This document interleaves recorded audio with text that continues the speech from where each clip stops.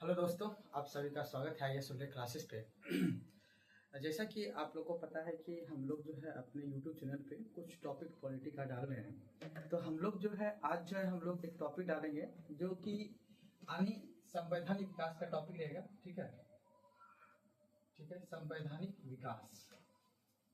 और इसके अंतर्गत जो हम लोग सबसे पहला टॉपिक जो देखेंगे, हम पीछे के वीडियो में हमने ये बता रखा है आप लोगों को कि जो संविधान विकास के अंतर्गत जो भी एक्ट आते हैं उस एक्ट को एक एक करके हम अध्ययन करेंगे।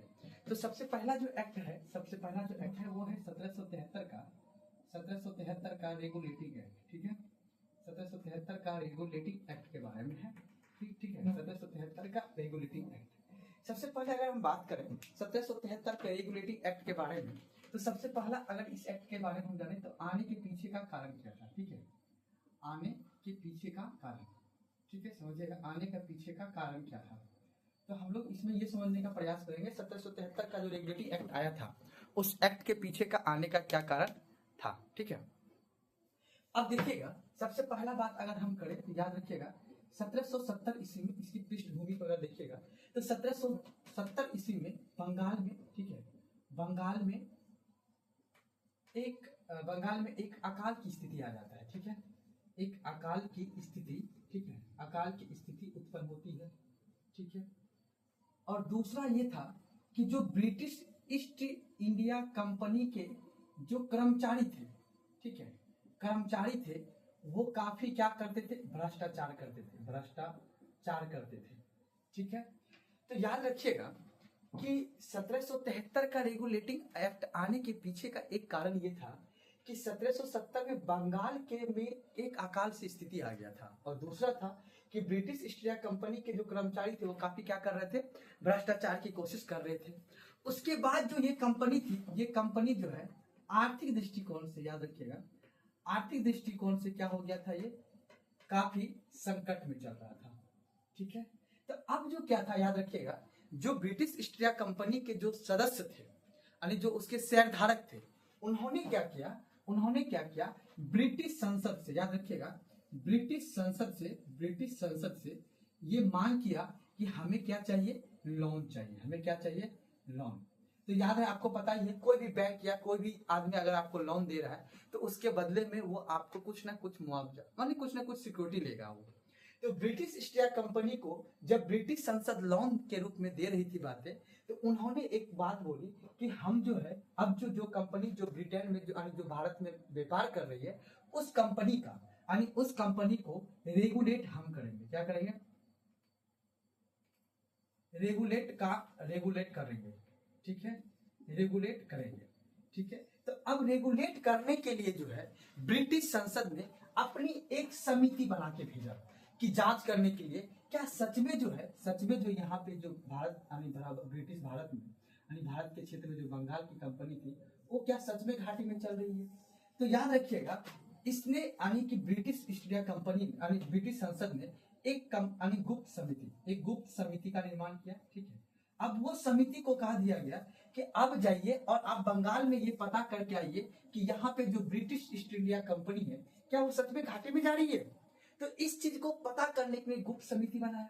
जब गुप्त समिति ने अपना रिपोर्ट 1772 ईस्वी में दिया, इसी रिपोर्ट के आधार पे यह पता चला कि सच में जो ब्रिटिश ईस्ट इंडिया कंपनी है जो भारत में व्यापार करने तो आई थी, लेकिन यहाँ की परिस्थिति आपको पहले पीछे की वीडियो में हमने बता रखा है कि 1757 का प्लासी का युद्ध और 1764 के बक्सर के युद्ध जीतने के बाद यहाँ पे ब्रिटिश कंपनी जो है अपना व्यापारिक दृष्टिकोण से हटके वो प्रशासनिक और राजस्व के क्षेत्र में वो अपना ज्यादा कार्य करने लगी, जिस वजह से ब्रिटिश ईस्ट इंडिया कंपनी जो है वो घाटे में जाने लगी। और जो कोर्ट ऑफ डायरेक्टर के जो सदस्य थे जो ब्रिटेन में बैठे हुए थे वो सदस्य जो है अब यहाँ पे ब्रिटिश संसद से लोन मांगने लगा क्योंकि कंपनी घाटे में जा रही थी। इस वजह से कहा जाता है कि लोन को पूरा करने के लिए कंपनी ने एक रूप रखा कि हम कंपनी को क्या करेंगे, रेगुलेट करेंगे। अब जब रेगुलेट करेंगे कंपनी को तो इसको रेगुलेट करने के लिए जो है इन्होंने एक समिति का निर्माण किया। उस समिति का नाम क्या था, गुप्त समिति। और गुप्त समिति के सिफारिश पे ही, याद रखिएगा गुप्त समिति के सिफारिश पे ही जो है 1773 गुप्त समिति ने अपना रिपोर्ट जारी किया और 1773 में एक एक्ट आता है जिसे हम लोग कहते हैं रेगुलेटिंग एक्ट के नाम से जानते हैं। तो इस चीज को याद रखिएगा कि 1773 का रेगुलेटिंग किस समिति के आधार पर आया था, तो गुप्त समिति के आधार पर लाया गया था। अब हम समझेंगे ये तो कारण था कि आखिर रेगुलेटिंग एक्ट क्यों आया, तो अब ये एक्ट, अब इस एक्ट में क्या क्या प्रावधान किया गया, तो हम इसको समझेंगे आखिर इस एक्ट में क्या क्या प्रावधान किया गया था। ठीक है, तो ये था आने के पीछे का मुख्य रूप से कारण। तो अब देखिए यहाँ पे समझिएगा, जो उस समय का जो प्रधानमंत्री लॉर्ड नॉर्थ था, याद रखिएगा लॉर्ड नॉर्थ था ब्रिटेन का, यानी कि ब्रिटेन का, याद रखिएगा ब्रिटेन का पीएम का नाम क्या था, लॉर्ड नॉर्थ, लॉर्ड नॉर्थ। और इन्होंने क्या किया था, एक गुप्त समिति का गठन किया। ठीक है, मैंने बताया गुप्त समिति का गठन किया। अब ये समिति जो है, याद रखिए ये समिति जो है, ये समिति ने 1772 में क्या किया, 1772 में अपना रिपोर्ट दिया। ठीक है, और रिपोर्ट देने के बाद इसी के आधार पर एक एक्ट कौन सा है, 1773 का रेगुलेटिंग एक्ट। अब बात करते हैं इस एक्ट में क्या क्या प्रावधान था, तो याद रखिएगा इस एक्ट में ये प्रावधान किया गया था, सबसे पहले ये प्रावधान किया गया कि जो बंगाल का जो गवर्नर है ना, ये बंगाल का जो गवर्नर है, बंगाल का गवर्नर जो है, याद रखिएगा एक जी है यहाँ पे, बंगाल का जो गवर्नर है वह जो है उसका पद नाम बदलकर, ठीक है याद रखिएगा, बदलकर अब इसे कर दिया गया बंगाल का गवर्नर जनरल। ठीक है, क्योंकि उस समय क्या होता था कि पूरा का पूरा, यानी ये बंबई का क्षेत्र, ठीक है, और ये मद्रास का क्षेत्र और ये बंगाल का क्षेत्र, तो उस समय क्या था, ब्रिटिश का जो पूरा का पूरा क्षेत्र था, हर प्रांत में, जैसे ये बंबई हो गया, बंबई प्रांत में जो है एक अलग गवर्नर होता था, मद्रास प्रांत में एक अलग गवर्नर होता था, और जो यहाँ पे है यानी बंगाल में एक अलग गवर्नर होता था। ठीक है, तो अब क्या किया, इस रेगुलेटिंग एक्ट आने की वजह से बंगाल का यानी बंबई और मद्रास का, इन दोनों को गवर्नर जनरल को किसके अधीन कर दिया, बंगाल के गवर्नर जनरल के अधीन कर दिया गया। तो याद रखिएगा सबसे पहले तो ये काम किया कि बंगाल के गवर्नर जनरल का नाम बदलकर, उसका पद नाम बदलकर, ठीक है, बदलकर कर दिया बंगाल का गवर्नर जनरल। और उसके बाद क्या किया, अब ये कह दिया गया कि जो बंबई है, याद रखिएगा बंबई एवं मद्रास का, याद रखिएगा बंबई मद्रास के गवर्नर अब जो है बंगाल के, ठीक है, बंगाल के गवर्नर जनरल के अधीन कार्य करेगा। ठीक है, के अधीन कार्य करेगा। दूसरा पॉइंट ये कह दिया गया कि यानी बंगाल का गवर्नर जनरल, उसका पद नाम बदल के बंगाल का गवर्नर जनरल किया गया। और दूसरा कह दिया गया बंबई एवं मद्रास के जो गवर्नर है अब वो बंगाल के गवर्नर जनरल के अधीन काम करेगा, यानी पद बना दिया। अब याद रखिए जो ये बंगाल के जो गवर्नर जनरल होंगे, अब ये बंगाल के जो गवर्नर जनरल होंगे, इसके सहायता के लिए, याद रखिएगा बंगाल के गवर्नर जनरल के सहायता के लिए, याद रखिएगा सहायता के लिए 4 सदस्य का, याद रखिएगा 4 सदस्य का एक परिषद भी बनाया गया। ठीक है, याद रखिएगा 4 सदस्य का एक क्या बनाया गया, परिषद, जिसका काम क्या रहेगा, याद रखिएगा इसका काम क्या रहेगा, गवर्नर जनरल जो है अब जो भी काम करेगी उसका क्या करेगी, ये उसके काम करने में ये क्या करेगी, सहायता करेगी। तो याद रखिएगा कि बंगाल के गवर्नर जनरल के सहायता के लिए 4 सदस्य का एक क्या बनाया गया, परिषद बनाया गया। ठीक है, अब देखिए समझिएगा ये काम हो गया। नेक्स्ट जो अगला पॉइंट क्या किया गया, अगला क्या गया कि यानी कि सर्वोच्च न्यायालय के, याद रखिएगा सर्वोच्च न्यायालय की स्थापना किया गया। क्या किया गया, सर्वोच्च न्यायालय की स्थापना किया गया। और इस सर्वोच्च न्यायालय की स्थापना किया गया कब, 1774 में किया गया। 1773 के रेगुलेटिंग एक्ट में यह बात कही गई थी कि बंगाल में एक सर्वोच्च न्यायालय का, सुप्रीम कोर्ट का क्या किया जाएगा, स्थापना। और वह स्थापना कब हुआ, 1774 ईस्वी में हुआ। अब देखिए इसमें कभी कभी आपको पूछ देता है कि ये सर्वोच्च न्यायालय जो है इसका मुख्य न्यायाधीश कौन था, यानी इसका मुख्य न्यायाधीश कौन था। ठीक है, मुख्य न्यायाधीश तो आप याद रखिएगा एलिजा इम्पे, कौन थे, एलिजा इम्पे थे। उसके बाद इसका अन्य न्यायाधीश भी था। ठीक है, अन्य न्यायाधीश भी था। तो याद रखना यहाँ पे कि मुख्य रूप से जो है, याद रखिएगा यहाँ पे जो है मुख्य रूप से जो है ये काम किया गया यहाँ पे कि किस तरह से यहाँ पे काम किया जाएगा। और उसके बाद याद रखिएगा यहाँ पे जो है मुख्य रूप से तीन जो है गवर्नर जनरल का, यानी कि तीन जो है अन्य न्यायाधीश जो लाया गया, जिसमें कि एक नाम था चेम्बर्स का, ठीक है, चेम्बर्स, एक चेम्बर्स का नाम था, एक हाइड था, एक ली मेस्टर था, यानी कि ली मेस्टर, और एक का नाम क्या था, हाइड। तो याद रखिएगा कि तीन अन्य गवर्नर जनरल की भी नियुक्ति की गई, और एक कौन था, मुख्य गवर्नर जनरल, जिसका नाम क्या था, एलिजे इम्पे था। अब देखिए यहाँ पे समझने की बात है कि पहला आपका कर दिया गया बंगाल का गवर्नर जनरल, एवं उसका नाम बदल के कर दिया बंगाल का गवर्नर जनरल होगा। उसके बंगाल के गवर्नर जनरल की सहायता के लिए क्या किया गया, एक 4 सदस्य का क्या किया गया, एक परिषद। दूसरा आपका सर्वोच्च न्यायालय का क्या किया गया, स्थापना भी किया गया। अब देखिए समझिएगा यहाँ पर, ये तो भारत में परिवर्तन हुआ, लेकिन कुछ बंगाल में भी परिवर्तन, यानी कुछ इंग्लैंड में भी परिवर्तन किया गया।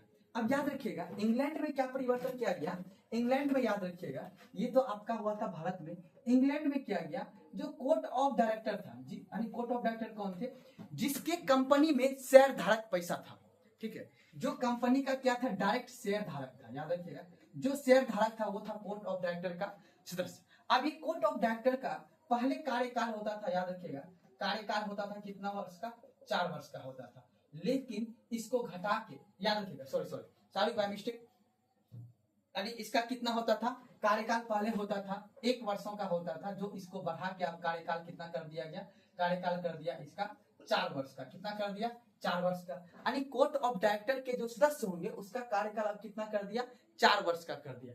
अब जो ये कोर्ट ऑफ डायरेक्टर होगा, याद रखिएगा ये पूरा का पूरा जो है इसका काम होगा, यानी कि ये जो है यानी ब्रिटिश ईस्ट इंडिया कंपनी का जो सदस्य बनेगा, ब्रिटिश ईस्ट इंडिया कंपनी का जो सदस्य बनेगा उसके लिए कितना होना चाहिए, 1000 पाउंड का क्या होना चाहिए, जिस व्यक्ति का शेयर धारक होगा वही क्या बनेगा, ब्रिटिश ईस्ट इंडिया कंपनी का सीओडी का यानी सदस्य बनेगा। ठीक है, इस चीज को याद रख लेना है आप लोगों को। ठीक है, अब जो ये सीओडी जो है, सीओडी को जो है यानी व्यापार एवं, याद रखिए एवं प्रशासनिक ये दोनों कार्य आप कौन देखेगा, कोर्ट ऑफ डायरेक्टर देखेगा। तो इंग्लैंड में मुख्य रूप से ये प्रावधान किया गया। अब जो कंपनी के जो सदस्य थे, इस कंपनी के सदस्य को याद रखिएगा, इस कंपनी के सदस्य को कार्यकाल 1 वर्ष से बढ़ाकर कितने कर दिया, 4 वर्ष कर दिया। अब याद रखिएगा उसका सदस्य जो यानी कोर्ट ऑफ डायरेक्टर का सदस्य वही बनेगा जिसका 1000 पाउंड से क्या हो ज्यादा का उसमें निर्यात हो। तीसरा कहा दिया गया, अब कोर्ट ऑफ डायरेक्टर ही व्यापार और प्रशासनिक कार्य का क्या करेगा, वो देख रेख करेगा। उसके बाद आपको ये भारत में परिवर्तन किया गया, तो ये भारत में परिवर्तन हुआ था और ये कहाँ हुआ था, इंग्लैंड में परिवर्तन हुआ था। अब देखिए यहाँ पे समझिएगा आखिर ऐसी इस एक्ट में क्या कमियां रही जिस वजह से जो है, याद रखिएगा आखिर इस एक्ट में ऐसी क्या कमियां रही जिस वजह की 1781 का एक्ट ऑफ सेटलमेंट या संशोधात्मक एक्ट या बंगाल का जुडिकेचर के नाम से हम जानते हैं। अब देखिए आखिर इस एक्ट में क्या कमियां रही, तो देखिए कमियां का अगर हम बात करें तो कमियां ये रही कि जो आपका जो ये बंगाल के गवर्नर जनरल और जो उसके 4 सदस्य का परिषद था, वो जो है सर्वोच्च न्यायालय की जो स्थापना के, ये दोनों के बीच क्या होने लगा, टकराव की स्थिति आ गई। किस चीज की स्थिति आ गई, टकराव की स्थिति आ गई। तो हम लोग जो है आगे हम ये समझेंगे कि आखिर इस एक्ट में क्या कमियां थी। तो अगला जो एक्ट हम लोग का आएगा उसी में हम लोग इस चीज को देख लेंगे। अगला जो एक्ट आएगा वो आएगा 1781 का एक्ट ऑफ सेटलमेंट के नाम से हम लोग जानते हैं। ठीक है, तो हम लोग जो है अगला एक्ट जो पढ़ेंगे वो रहेगा मेरा एक्ट ऑफ सेटलमेंट के नाम से हम जानते हैं। यानी 1781 का एक्ट, याद रखिएगा act of settlement act of settlement के नाम जानते हैं। याद रखिएगा इसी को हम लोग संशोधात्मक एक्ट के नाम से भी जानते हैं। इसी का दूसरा नाम क्या है आपका, संशोधात्मक एक्ट। याद रखिएगा संशोधात्मक एक्ट के नाम से जानते हैं। इसी को हम लोग बंगाल का, याद रखिएगा बंगाल का जुडिकेचर, याद रखिएगा जुडिकेचर के नाम से भी हम लोग जानते हैं। तो याद रखिएगा कभी कभी एग्जाम में पूछ दिया जाता है कि निम्नलिखित में से कौन सा एक्ट को संशोधात्मक एक्ट कहा जाता है या किस एक्ट को बंगाल का जुडिकेचर के नाम से भी जाना जाता है। अब हम बात करते हैं आखिर इस एक्ट को क्यों लाया गया, आखिर इस एक्ट को लाने के पीछे का क्या कारण था। ठीक है, तो यहाँ पे देखिए समझिएगा, यहाँ पे इस एक्ट के पीछे लाने के पीछे का क्या कारण था। तो एक तो देखिए याद रखिएगा ये एक्ट आने का पीछे का कारण, ठीक है, तो कारण क्या था, ये चीज को जान लेते हैं। देखिए सबसे पहले क्या था, वो जो गवर्नर जनरल, सॉरी, जो बंगाल का गवर्नर था, ठीक है, बंगाल का गवर्नर जनरल, जो बंगाल के गवर्नर जनरल था, याद रखेगा, बंगाल के गवर्नर जनरल एवं एवं जो सुप्रीम कोर्ट यानी सर्वोच्च न्यायालय था, ठीक है ना, ये सर्वोच्च न्यायालय इन दोनों के अधिकार के, याद रखिएगा, इन दोनों के मध्य क्या होने लगा, टकराव होने लगा। क्यों होने लगा टकराव, तो क्षेत्राधिकार को लेके, यानी क्षेत्राधिकार को लेके, यानी किसका अधिक, यानी किसका कार्य क्षेत्र कहां है और किसका कार्य क्षेत्र कहां पे है। क्योंकि एक तरफ सर्वोच्च न्यायालय था जो अपने आप को जो पूर्ण रूप से काम करता था, वो उसका कहना था कि जो बंगाल का जो पूरा का पूरा क्षेत्र है वो हमारे अनुसार से काम करेगा, वो अपने अनुसार से काम करता था। और जो गवर्नर जनरल और जो इसके परिषद थे, याद रखिए, इसके जो सहायक परिषद थे, ये अपने तरफ से काम करते थे, ठीक है। तो जिस वजह से इन दोनों के मध्य क्या होने लगा, टकराव की स्थिति आ गया। किसको लेके अधिकार की स्थिति हो गया, तो क्षेत्राधिकार को लेके। दूसरा टकराव हो गया सर्वोच्चता को लेके कि कौन बड़ा है, सर्वोच्चता को लेके टकराव होने लगा, ठीक है। तो सर्वोच्चता को लेके, एक तो क्षेत्राधिकार को लेकर दोनों के बीच टकराव होने लगा और दूसरा क्या था, सर्वोच्चता को लेके टकराव होने लगा। अब तीसरा क्या था, तीसरा था टैक्स संबंधित विवाद, टैक्स यानी राजस्व संबंधित विवाद होता था। यानी अब ये कहना था कि राजस्व जो है, यानी भूमि पे, यानी जो बंगाल के जो राजस्व अधिकारी है, अब जो बंगाल में जो टैक्स वसूलते थे जो भी अधिकारी, वो अधिकारी को, यानी जो सुप्रीम कोर्ट जो था, वो अपने तरीका से वो क्या करता था, वो काम करता था, यानी उसको क्या करता था, जबरदस्ती उसको अपना क्षेत्र में बुला लेता था। यानी टैक्स राजस्व अधिकारी जो है सुप्रीम कोर्ट के क्षेत्राधिकार में आता था, और जिस वजह से राजस्व के जो कर्मचारी थे वो ठीक ढंग से काम नहीं कर पा रहे थे। जब ठीक ढंग से काम नहीं कर पा रहे थे तो वहां पे कंपनी क्या हो रही थी, और घाटे में जा रही थी। तो कंपनी जब घाटे में जा रही थी तो जिस वजह से काफी ज्यादा दिक्कत होता था यानी टैक्स वसूलने में। दूसरा क्या था, यहाँ पे जो न्यायिक शक्ति जो था, न्यायिक शक्ति का अस्पष्टता था, ठीक है। क्या था, न्यायिक शक्ति का अस्पष्टता था। तो याद रखिएगा कि जो 1781 का एक्ट ऑफ सेटलमेंट आया, उसके आने के पीछे था कि 1773 के रेगुलेटिंग एक्ट में कुछ कमियां, क्या कमियां था, तो कमियां था एक कि बंगाल के गवर्नर जनरल एवं सर्वोच्च न्यायालय के बीच दोनों को क्षेत्राधिकार को लेकर टकराव की स्थिति उत्पन्न होना, ठीक है, और जिस वजह से उन दोनों के बीच कार्य सही से नहीं चल पा रहा था, और जो जिस वजह से बंगाल की जनता काफी ज्यादा आक्रोशित थी। दूसरा था सर्वोच्चता को लेके, सर्वोच्चता कहने का मतलब सुप्रीम कोर्ट बड़ा है या गवर्नर जनरल और या उसकी परिषद बड़ा है। नेक्स्ट था टैक्स कलेक्ट, यानी कि टैक्स या राजस्व संबंधित जो अधिकारी होते थे वो जो है मुख्य रूप से किसके अधीन का, यानी उसका क्षेत्राधिकार किसके अधीन आता था, सुप्रीम कोर्ट के अधीन आता था, और जिस वजह से अपना सही से राजस्व कर्मचारी सही से काम नहीं कर पाता था, जिस वजह से जो है टैक्सेशन सिस्टम काफी अस्त व्यस्त हो गया था। तीन कारण हो गया। चौथा था एक न्यायिक शक्ति की अस्पष्टता, यानी किसके पास जनता अपना न्याय के लिए जाए वो स्पष्ट रूप से नहीं था, जिस वजह से जो है 1781 का एक्ट ऑफ सेटलमेंट को लाया गया। अब देखिए समझिएगा, 1781 का जो एक्ट ऑफ सेटलमेंट आया, वो एक्ट ऑफ सेटलमेंट को क्या रीजन था, तो याद रखिएगा।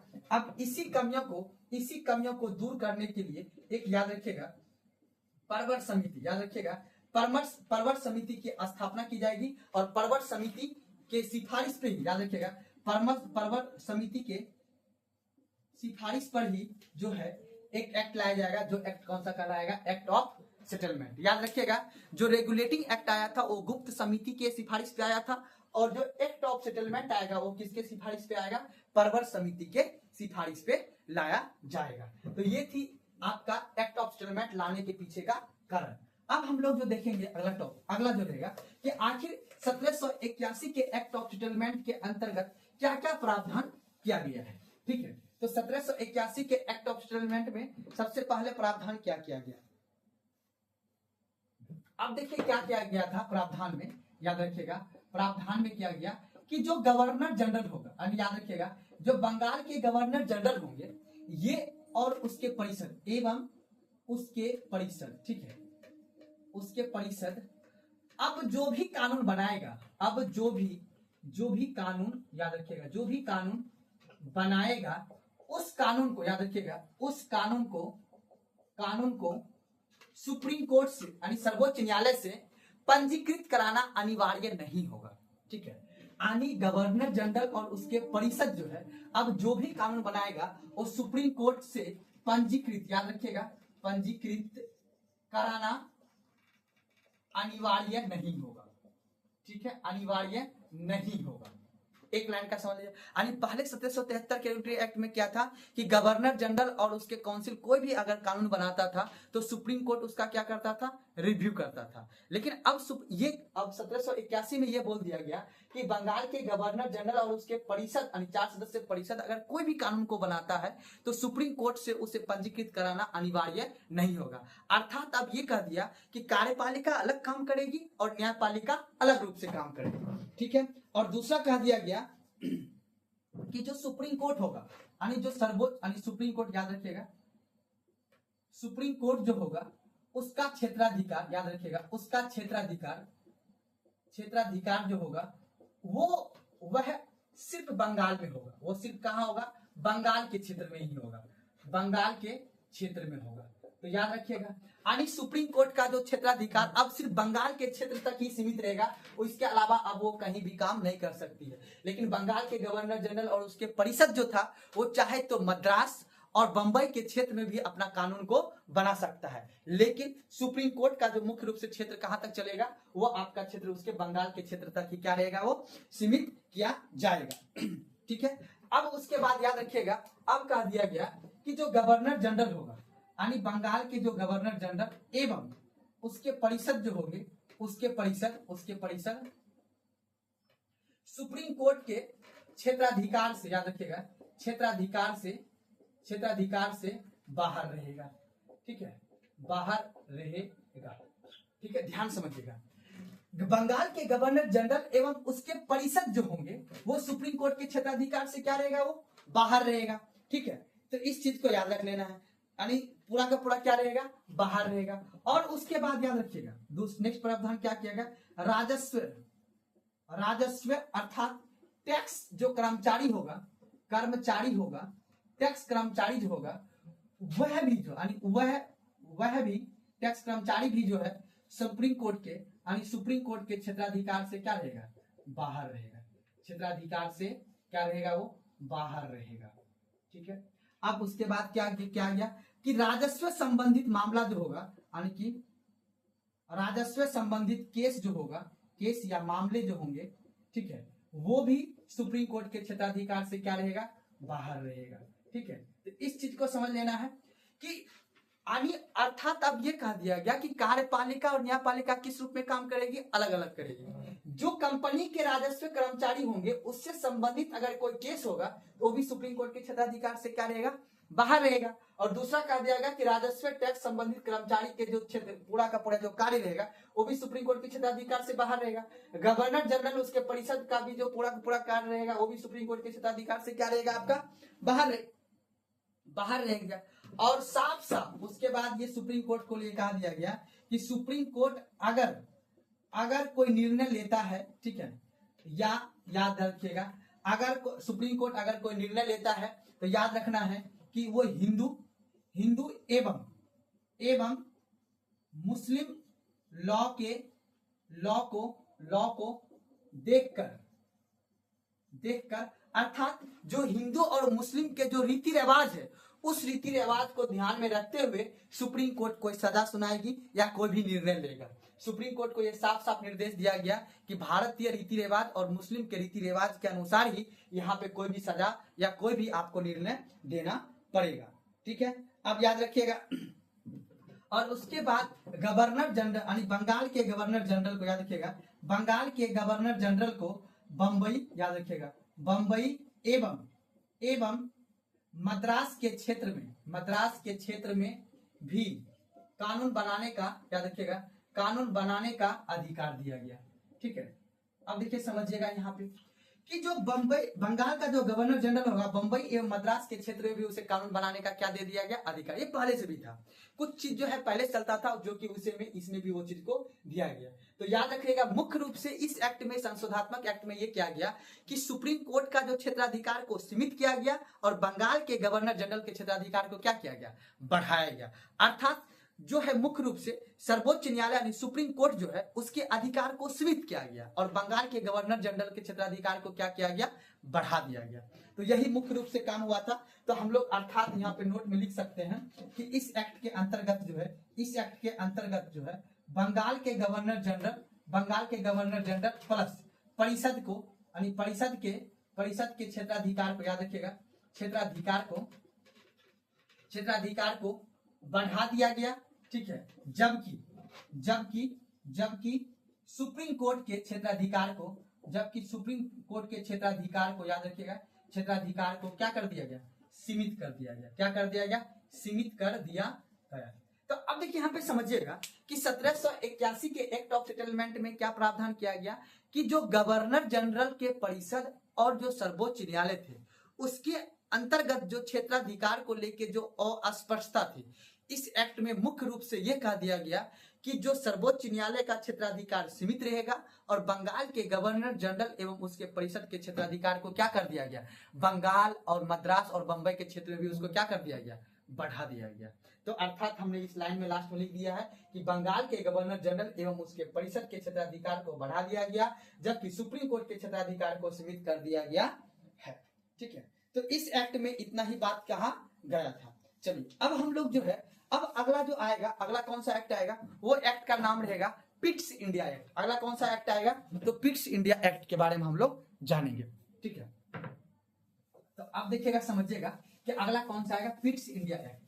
देखिए यहाँ पे समझिएगा थोड़ा सा कि पिट्स इंडिया एक्ट के बारे में हम लोग समझेंगे कि पिट्स इंडिया एक्ट में आखिर क्या प्रावधान किया गया था।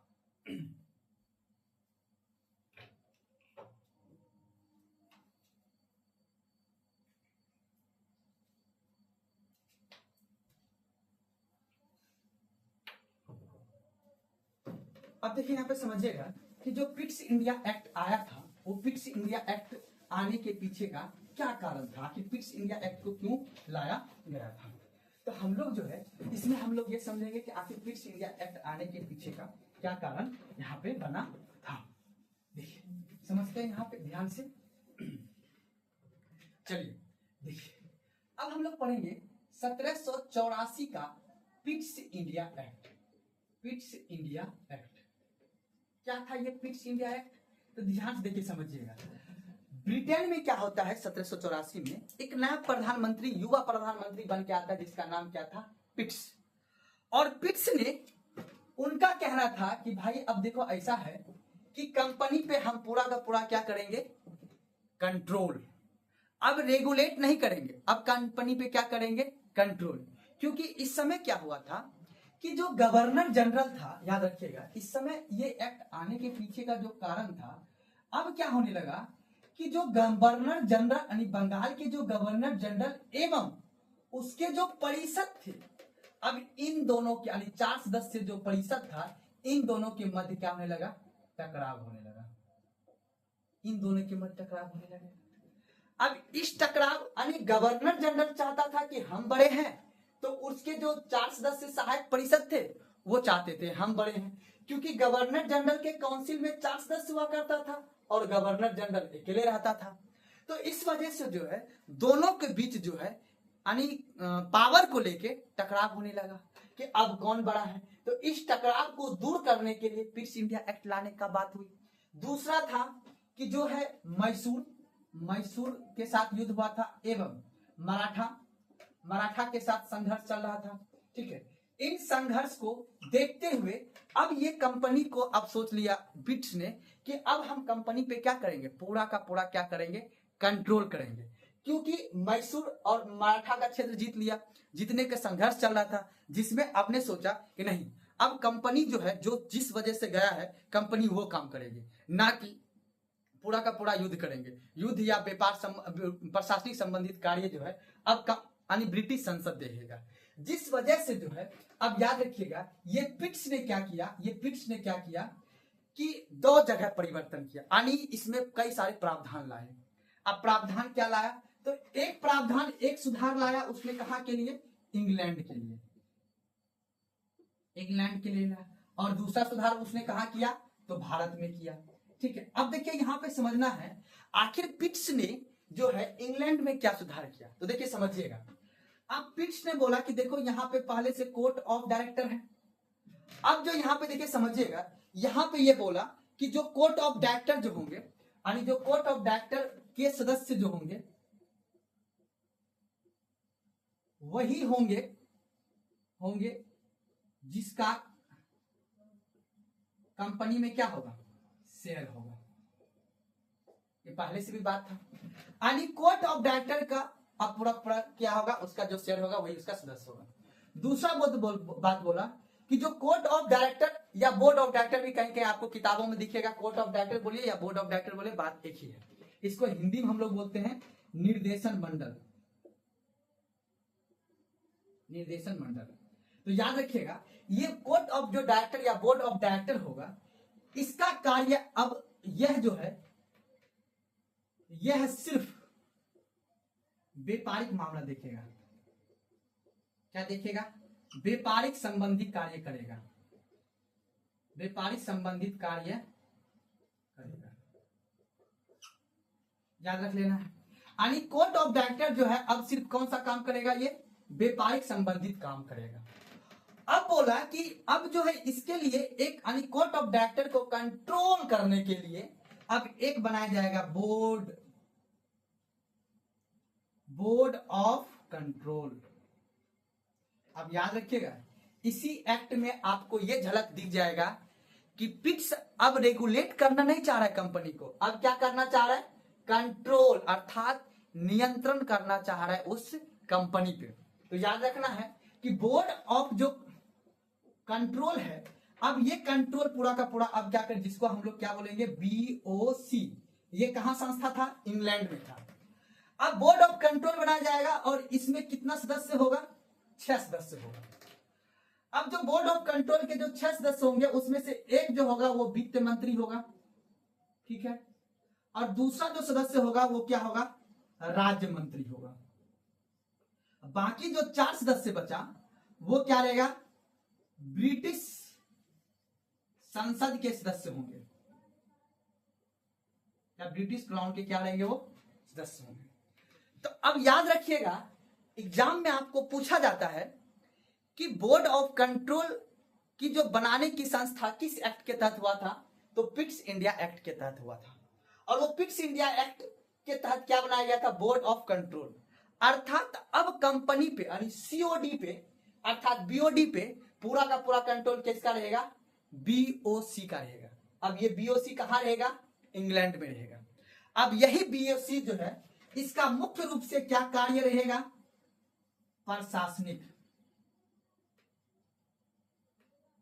राजस्व, सेना, यानी बोर्ड ऑफ कंट्रोल का मुख्य कार्य रहेगा प्रशासनिक संबंधित कार्य रहेगा, राजस्व संबंधित कार्य रहेगा और सेना से संबंधित कार्य ये देखेगा। जबकि कोर्ट ऑफ डायरेक्टर जो है या बोर्ड ऑफ डायरेक्टर जो है, उसका सिर्फ काम क्या रहेगा, व्यापारिक चीज को देखना। और बोर्ड ऑफ कंट्रोल का क्या काम रहेगा, प्रशासनिक एवं राजस्व संबंधी या सेना संबंधित कार्य का देखरेख करना। अब देखिए ये दोनों परिवर्तन कहां किया गया, इंग्लैंड में किया गया।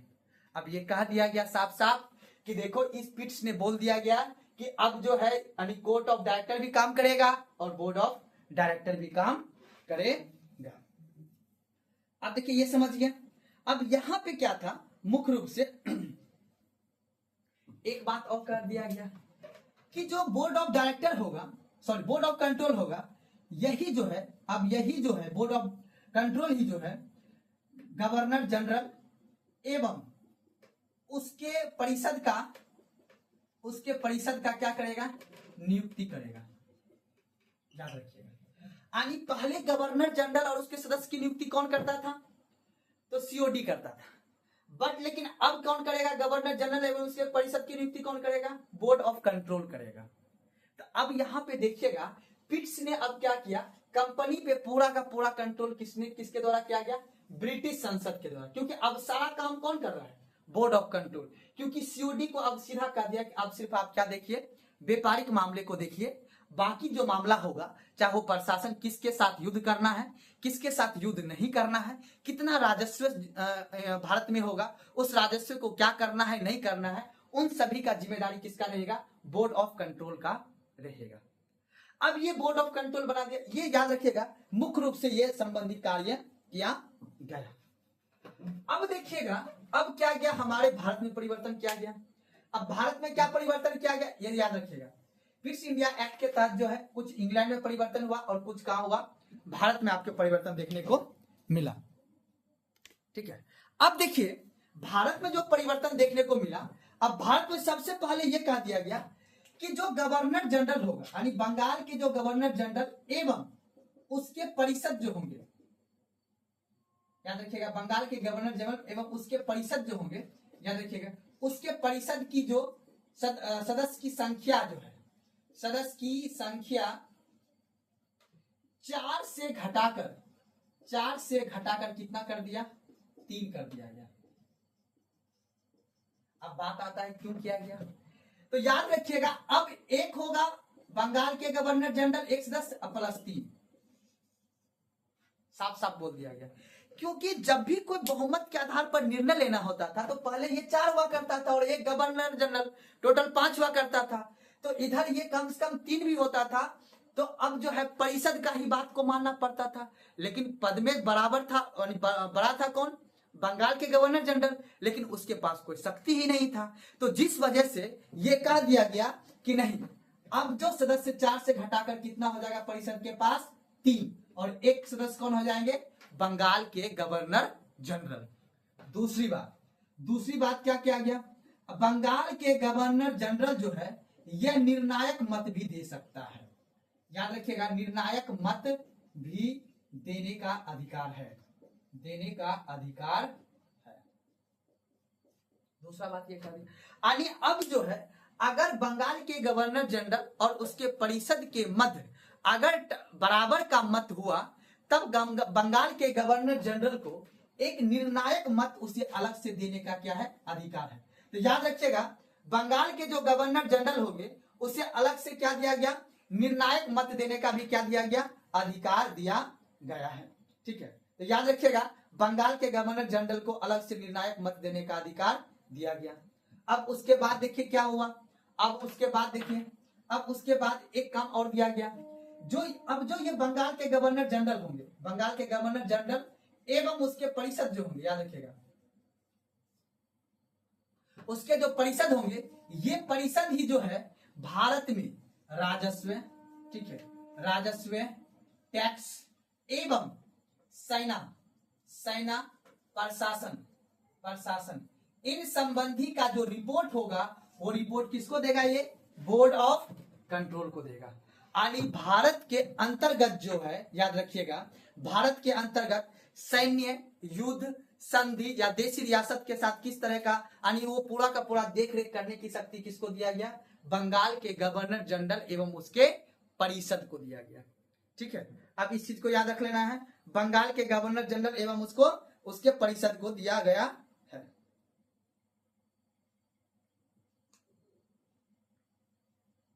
ठीक है, अब उसके परिषद को दिया गया।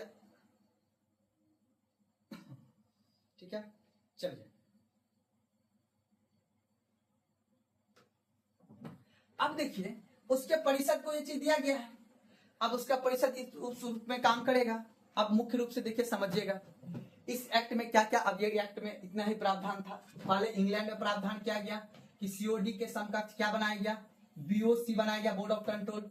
और बोर्ड ऑफ कंट्रोल में कितने सदस्य हुआ, 6 सदस्य हुआ, एक वित्त मंत्री, एक राज्य मंत्री, एक 4 ब्रिटिश संसद के सदस्य होंगे। अब यही जो है बोर्ड ऑफ कंट्रोल जो है प्रशासन, राजस्व, सेना संबंधी बात को देखेगा, जबकि सीओडी सिर्फ अब क्या देखेगा, व्यापारिक संबंधित कार्य को देखेगा।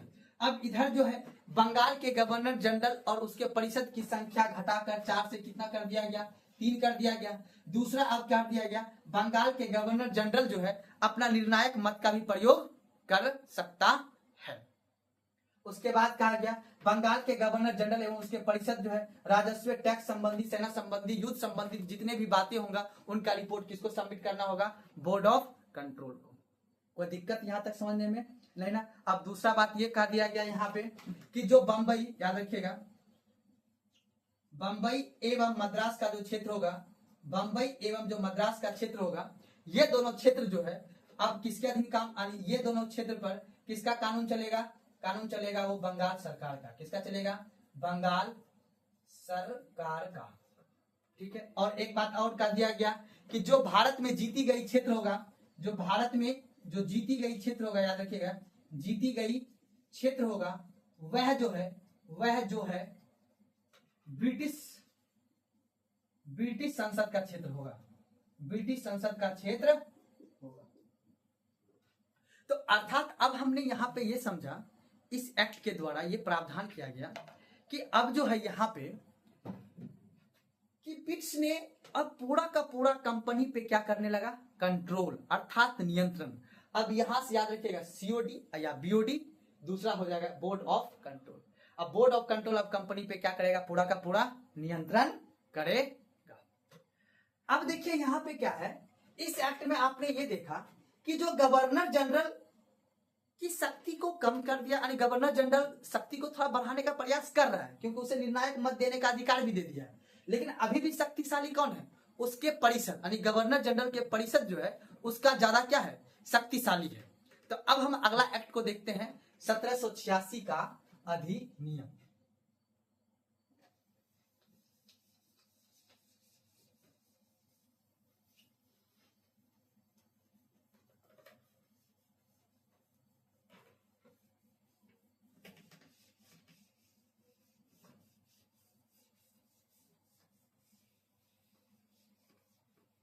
देखिए आखिर अब देखिए यहां पे हमें यह समझना है,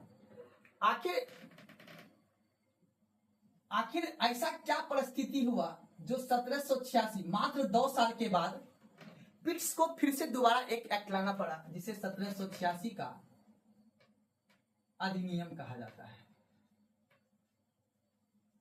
1786 का अधिनियम, आखिर क्या ऐसा घटना घटा? तो देखिए याद रखिएगा, एक व्यक्ति था, याद रखिएगा, सिर्फ एक व्यक्ति के कारण ये एक्ट लाया गया था, जिसका नाम था लॉर्ड कॉर्नवालिस। Lord Cornwallis. ये व्यक्ति अपना सेवा पहले अमेरिका में देता था। आपको पता है कि 1776 ईस्वी में अमेरिका आजाद हो गया है, और वहीं पे अपना सेना के सर्वोच्च पद पे अपना कार्य पूरा का पूरा देख के कौन रखा है? Lord Cornwallis. और कहा जाता है जो पिट्स एक युवा प्रधानमंत्री बना था, अब वो चाहता था कि हमारा क्षेत्र ज्यादा से ज्यादा बचा रहे, क्योंकि अमेरिका उससे स्वतंत्र हो गया था, और वो चाहता था कि अभी जो है हमारे भारत यानी ब्रिटिश भारत के अंतर्गत जो है हम ऐसा कोई अधिकारी को भेजें जो कि पूरा का पूरा वहां पे अपना कंट्रोल बना के रखे। और उसी को कंट्रोल को आगे बढ़ाने के लिए लॉर्ड कॉर्नवालिस को क्या किया गया? चुना गया। अब जब लॉर्ड कॉर्नवालिस से बोला गया कि तुम्हें भारत जाना है और भारत में जाके वहां पे अपना कार्य करना है, तो लॉर्ड कॉर्नवालिस भारत में आने से पहले इन्होंने बोला कि हम भारत में, पिट्स से बोला, हम भारत में तभी जाएंगे वहां पे जब हमारे अनुसार कानून बना रहेगा, क्योंकि वहां पे जो गवर्नर जनरल है बंगाल का, उसे तो कोई शक्ति ही नहीं है। सारा शक्ति तो परिषद के पास है और कोर्ट के पास है, वहां पे शक्ति ही नहीं है। तब कहा जाता है अंत में पिट्स जो है लॉर्ड कॉर्नवालिस को खुश करने के लिए उनके लिए एक्ट लाया गया, 1786 का अधिनियम। अब उस एक्ट में क्या प्रावधान था? तो इस एक्ट के अंतर्गत जो प्रावधान था, याद रखिएगा, वो प्रावधान क्या था? सबसे पहला कि जो बंगाल के गवर्नर जनरल होंगे, यानी जो गवर्नर जनरल होगा वही जो है सेना का चीफ कमांडर होगा, सेना का चीफ कमांडर होगा। अब ये पहले पद कौन था? वही, याद रहे आपको, जो 3 सदस्य था, वो 3 सदस्य में से एक सदस्य क्या बनता था? सेना का चीफ कमांडर बनता था। ठीक है, चीफ कमांडर बनता था। तो अब इसने क्या क्या लॉर्ड कॉर्नवालिस बोला कि हम सेना के क्षेत्र में काम किए हुए हैं, तो हम जो यानी बंगाल के गवर्नर जनरल को ही अब परिषद के सदस्य चीफ कमिश्नर नहीं रहेंगे, चीफ कमांडर नहीं रहेंगे, अब कौन रहेंगे, बंगाल के गवर्नर ही चीफ कमांडर बना रहेगा। अब दूसरा बात इसने कहा, दूसरा शर्त क्या था इसका, ये शर्त मान लिया अब से जो ये कह दिया गया अब आगे से जो भी गवर्नर जनरल बन के आएंगे वही क्या रहेगा, भारतीय सेना का चीफ कमांडर रहेगा। अब आगे से फिर बात क्या कह दिया गया कि जो परिषद जो है, परिषद के निर्णय के खिलाफ भी मैं जा सकता हूं, यानी अर्थात ये कह दिया कि जो बंगाल के गवर्नर जनरल होंगे वो अपने परिषद के निर्णय के खिलाफ भी जा सकता है। अर्थात इस एक्ट में यही दो प्रावधान किया गया था। अब इस एक्ट में ये हो गया, ध्यान से देखिए समझिएगा, कि जो बंगाल का गवर्नर जनरल है बंगाल, उसको अब क्या बना दिया गया, शक्तिशाली बना दिया, उसकी शक्ति क्या कर दिया गया, बढ़ा दिया, जबकि परिषद की शक्ति को क्या करने लगा, घटाने यानी सीमित करने लगा कि अब तुम्हारा शक्ति सीमित रहेगा। क्योंकि अब देखिए क्या हुआ, जैसे उसे ये मिल गया कि परिषद के निर्णय के खिलाफ वो जा सकता है, तो अर्थात अब ये हो गया कि अब सुप्रीम कौन हो गया, बंगाल के गवर्नर जनरल। अर्थात बंगाल के गवर्नर जनरल ही जो है अब कोई भी काम करेगा तो परिषद जो है उससे पूछ के करेगा, नहीं अगर परिषद अपने मन से काम करेगा तो उसके खिलाफ ये निर्णय ले लेगा।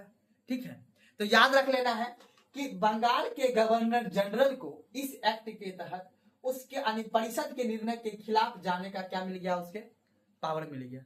ये दोनों पावर को लेके बंगाल के गवर्नर जनरल यहाँ पहुंचता है और भारत पहुंचता है, और भारत में पहुंचने के बाद फिर जो है कुछ दिनों के बाद 1793 का अधिनियम आता है, और वो भी छोटा सा अधिनियम होता है। ठीक है, अब यहाँ पे ये देखना है कि 1793 का चार्टर एक्ट, 1793 का चार्टर एक्ट,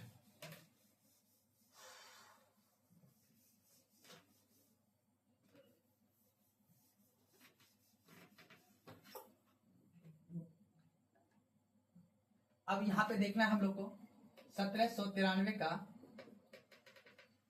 चार्टर एक्ट क्या कहता है। 1793 का चार्टर एक्ट देखिए, सबसे पहले याद रखिएगा, क्योंकि अब देखिए यहां से अगर आप कोई नोट कीजिएगा तो 1773, 1781, 1784, 1786 और 1793, इस बीच में आपका कितने हो जाता है, 20 वर्ष। यहां तक में कितने वर्ष हो जाता है, 20 वर्ष हो जाता है। 1773, 1781, 1784, 1786 और 1793। तो 1773 में रेगुलेटिंग एक्ट आया था, 1781 में एक्ट ऑफ सेटलमेंट, 1784 में पिट्स इंडिया एक्ट, 1786 में भारत अधिनियम, और 1793 में फिर क्या आता है, चार्टर एक्ट। अब इस एक्ट में सबसे पहले ये कहा गया कि अगले 20 वर्षों तक, याद रखिएगा, अगले 20 वर्षों तक व्यापारिक एकाधिकार, याद रखिएगा, व्यापारिक एकाधिकार किसको दिया गया, ब्रिटिश ईस्ट इंडिया कंपनी को दे दिया गया। आखिर दे दिया गया क्यों, अगले 20 वर्षों तक जो है इस एक्ट में लिख दिया गया कि अगले 20 वर्षों तक पूर्ण रूप से व्यापारिक एकाधिकार किसका बना रहेगा, British east India company. Bharat में सिर्फ ब्रिटिश ईस्ट इंडिया कंपनी ही अगले 20 वर्ष तक व्यापार कर सकता है। इसीलिए आप याद रखिएगा, इसी एक्ट के हर 20 वर्ष के बाद एक्ट आएगा। जैसा कि आप लोग को पता है कि 1793 के बाद हमें आएगा 1813 का चार्टर एक्ट, फिर आएगा 1833 का चार्टर एक्ट, फिर आएगा 1853 का चार्टर एक्ट। यहां तक एक्ट आता है, उसके बाद फिर आगे की कहानी आगे हम लोग देखेंगे। तो अब यहां पे है कि ये जब मोनोपोली दे दिया, एकाधिकार को इंग्लिश में हम लोग मोनोपोली बोलते हैं, तो याद रखिएगा 1793 का चार्टर एक्ट में यह कह दिया गया कि अगले 20 वर्ष तक जो है ब्रिटिश ईस्ट इंडिया कंपनी का मोनोपोली व्यापारिक क्षेत्र पर क्या रहेगा, बना रहेगा। ठीक है, अब उसके बाद यह कह दिया गया कि जो बीओसी है, बोर्ड ऑफ कंट्रोल के जो सदस्य हैं, बोर्ड ऑफ कंट्रोल के सदस्य का वेतन, क्योंकि बोर्ड ऑफ कंट्रोल किसके लिए कार्य कर रहे हैं, भारत के लिए कार्य कर रहे हैं। तो इसके सदस्य के जो 6 सदस्य थे इसके वेतन जो है वो भारतीय, याद रखिएगा, भारतीय राजस्व से देना होगा। यानी बोर्ड ऑफ कंट्रोल के जो सदस्य होंगे उनको जो है वेतन का प्रावधान, यानी उसको जो वेतन दिया जाएगा वो कहां से दिया जाएगा, भारत के राजस्व से दिया जाएगा। ठीक है। उसके बाद एक और शक्ति इसको दिया गया कि जो गवर्नर जनरल होगा वह अपने परिषद अर्थात काउंसिल के निर्णय को रद्द कर सकता है। अब देखिए, यहां से देखिए, आप समझिएगा, अब गवर्नर जनरल को शक्तिशाली बना दिया गया और जबकि परिषद को कमजोर बना जा रहा है, क्योंकि गवर्नर जनरल को यह शक्ति दिया गया कि अपने परिषद के निर्णय को अब रद्द कर सकता था। पहले था उसके खिलाफ जा सकता है, दूसरा बात आया 1793 में उसके निर्णय को क्या कर सकता है, रद्द कर सकता है। ये बात कह देंगे।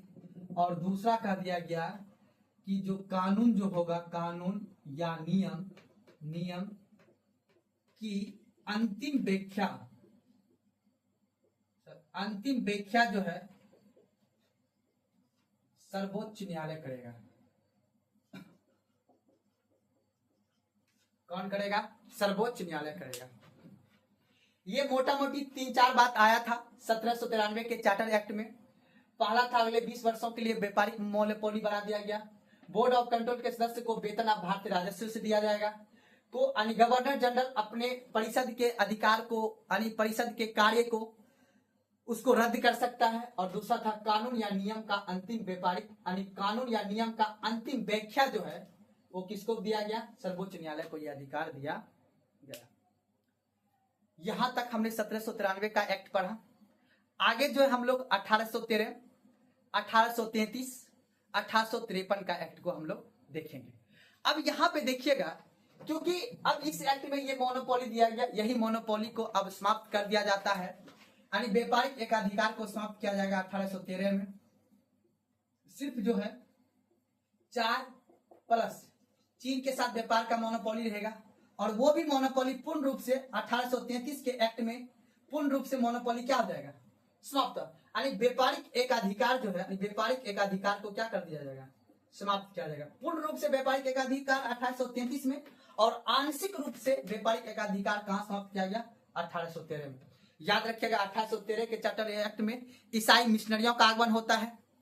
भारत के शिक्षा पर 1 लाख रुपए खर्च किया जाए, ये प्रावधान 1813 के एक्ट में आता है। तो कुल मिला के अब आगे जो हम लोग 1813 के एक्ट में देखेंगे कि आखिर 1813 के एक्ट में ऐसा क्या क्या प्रावधान किया गया है। तो 1813 का एक्ट में आखिर ऐसा क्या कारण था जिस वजह से ब्रिटिश ईस्ट इंडिया कंपनी के जो मोनोपोली यानी व्यापारिक एकाधिकार को समाप्त कर दिया गया, सिर्फ चाय और चीन के साथ क्यों रहने दिया गया। तो ये चीज समझेंगे कि नेपोलियन बोनापार्ट ने वहां पे उस समय जो 1813 में वो पूरा का पूरा यूरोप पे कंपनी, पूरा का पूरा यूरोप प्रांत में ये लगा दिया, कोई भी विदेशी वस्तु भारत यानी ब्रिटेन नहीं आयात पर क्या लगा दिया गया था, प्रतिबंध लगा दिया गया था। तो अगले क्लास में हम लोग ये समझेंगे 1813, 1833 और 1853 के चार्टर एक्ट को देखेंगे। आई होप कि आप लोगों को जो है आज हमने लगभग आपको मैंने एक्ट बताया 1773 का रेगुलेटिंग एक्ट, ठीक है, 1773 का रेगुलेटिंग, 1781 का एक्ट ऑफ सेटलमेंट,